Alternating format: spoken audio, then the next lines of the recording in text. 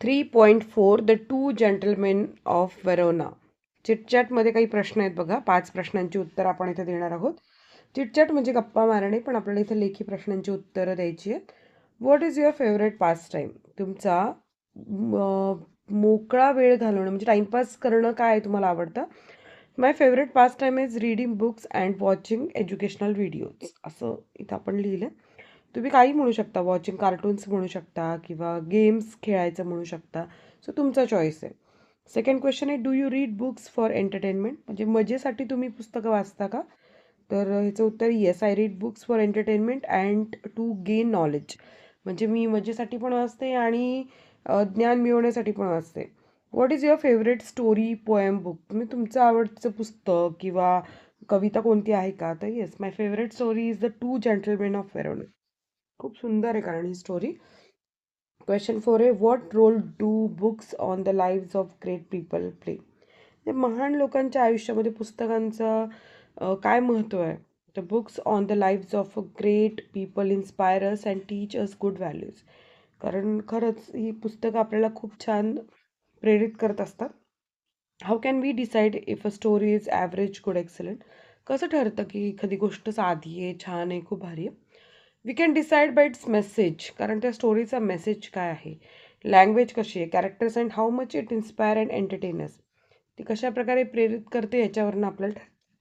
आता पुढचा जो प्रश्न आहे, तर book review is an analysis of newly publish book by an expert who express his or her opinion about the content, style and merit.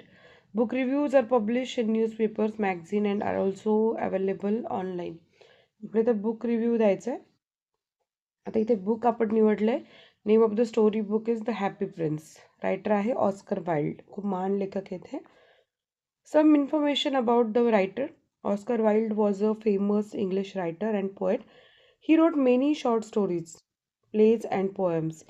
His stories usually teach moral values and kindness.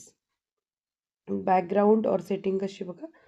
The story is set in a beautiful city where the statue of the happy prince stands on a tall column. Main character आहे the happy prince and the swallow. Central idea किंवा summary of contents काय? The statue of the happy prince sees the suffering of poor people in the city. He asks a little swallow to help them by giving away his gold and jewels. The swallow helps him and finally sacrifices his life. The story shows kindness, love, and sacrifice for others. Style and language use कशी केली बघा इथे. The language is simple, emotional, and descriptive. म्हणजे भाषा कशी आहे, साधी आहे, भावनिक आहे आणि वर्णनात्मक आहे. It is easy to understand and very touching. Illustration, if any.